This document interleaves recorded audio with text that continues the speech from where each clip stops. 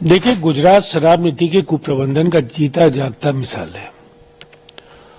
और गुजरात में जो कुछ हो रहा है, हजारों करोड़ रुपए की नशीली दवाइयां मुंद्रा पोर्ट से जब्त की गई हैं। विदेशी शराब की बोतलें वहां लगातार बरामद की जा रही हैं। जहरीली शराब के निर्माण में वहां काफी लोग लगे हुए हैं जिन्हें सत्तारूढ़ दल का संरक्षण प्राप्त है। अनेक मौतें हो रही हैं। और वैसी पार्टी अगर दिल्ली की शराब नीति को लेकर के सवाल खड़े करे तो निसंदेह इससे हास्यास्पद कोई बात नहीं हो सकती है। इतनी बात तय है कि ये गठबंधन युग है और हर पार्टी को अपनी जीत का दावा करने का पूरा अधिकार है। और आप पार्टी के नेता के तौर पर अरविंद केजरीवाल जी ने यही कहा है, लेकिन जनता चाहती है 2024 में नरेंद्र मोदी का विकल्प इंडिया बने। भारतीय जनता पार्टी और एनडीए को करारी शिकस्त देने का काम इंडिया करे और ये काम हम सबों को मिलकर करना है। एक वायरल वीडियो पर उन्होंने कहा है कि प्रधानमंत्री ने कहा है कि मेरा गरबा वीडियो मैंने देखा। डीप फेक का शिकार है ये और एआई के आने वाली चेतावनी है। इससे चुनौती जो पैदा हुई है उससे हमको एक बड़े वर्ग के पास कोई इसका पैरेलल चेक करने के लिए विकल्प नहीं है। सत्यापन करने के लिए लोग अक्सर डीपफेक पर विश्वास कर लेते हैं और एक बड़ी चुनौती की दिशा में जाएगा। हमें अपने कार्यकर्ताओं से लोगों को आर्टिफिशियल इंटेलिजेंस और डीपफेक के बारे में शिक्षित करने की जरूरत है। देखिए, अब मोदी जी खुद शिकार हो गए हैं तो निसंदेह आर्टिफिशियल इंटेलिजेंस और डीपफेक को लेकर के उनके बयानों का सिलसिला शुरू हो जाएगा। लेकिन पिछले कुछ वर्षों में डीपफेक और आर्टिफिशियल इंटेलिजेंस का इस्तेमाल विपक्ष के अनेक नेताओं के चरित्र हनन और राजनीतिक लाभ के लिए ऐसे वीडियोस को भारतीय जनता पार्टी इस्तेमाल करती रही है और उनकी सरकार है।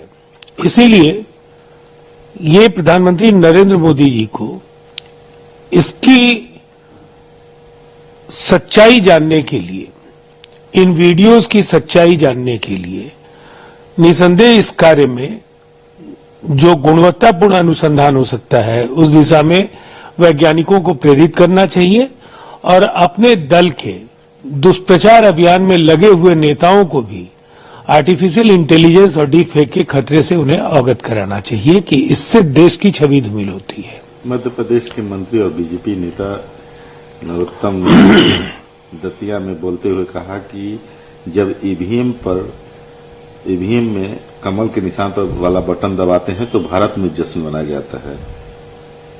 राष्ट्र हित को ध्यान में रखते हुए कमल चिन्ह पर बटन दबाना चाहिए, लेकिन उन्होंने यह भी कहा है कि अगर कोई अन्य राजनीतिक दल जीतता है तो जश्न पाकिस्तान में मनाया जाएगा। देखिए, ऐसे बयानों का जो मर्म है जनता समझती है। पाकिस्तान फोबिया अब कोई असर मतदाताओं के मन पर डालने नहीं जा रहा है। जो मध्य प्रदेश, राजस्थान, छत्तीसगढ़, मिजोरम, तेलंगाना के ज्वलंत मुद्दे हैं, उन मुद्दों के आधार पर जनता अगला जनादेश देगी। और चूंकि विकास का कार्य नरेंद्र मोदी जी के नेतृत्व में उनकी पार्टी और उनकी सरकार ने कुछ किया ही नहीं है, इसीलिए नतीजे के लिए उन्हें तैयार रहना चाहिए। इस तरह के भड़काऊ बयानों का कोई फायदा नहीं होगा।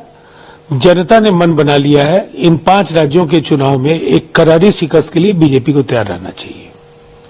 हरियाणा पंजाब उच्च न्यायालय ने निजी क्षेत्र में हरियाणा के स्थानीय लोगों के लिए 75% डोमिसाइल कोटा को असंवैधानिक घोषित कर दिया है। देखिए, इस देश में कोई किसी राज्य में निवास करे, रोजगार और व्यवसाय की आजादी उसे मिलनी चाहिए। और हाल के दिनों में शिक्षक नियुक्ति के मामले में बिहार सरकार ने ऐसा ही किया। नियुक्ति के पात्रता की परीक्षा में देश के किसी भी राज्य का कोई योग्य अभ्यर्थी शामिल हो सकता था और अनेक लोगों की नियुक्तियां हुई हैं। इसके उलट ये डोमिसाइल नीति का जो हवा खड़ा करने की कोशिश थी इसको हाईकोर्ट ने नकार दिया और इस पर रोक लगाने का फैसला दे दिया। यह स्वागत योग्य फैसला है। हंगामा टाइम्स की तमाम खबरों को देखने के लिए हंगामा टाइम्स को सब्सक्राइब कर लीजिए और बेल आइकन दबा लीजिए। अगर आपको ये वीडियो अच्छा लगा हो तो लाइक बटन प्रेस कर अपनी प्रतिक्रिया हमारे कमेंट बॉक्स में देना मत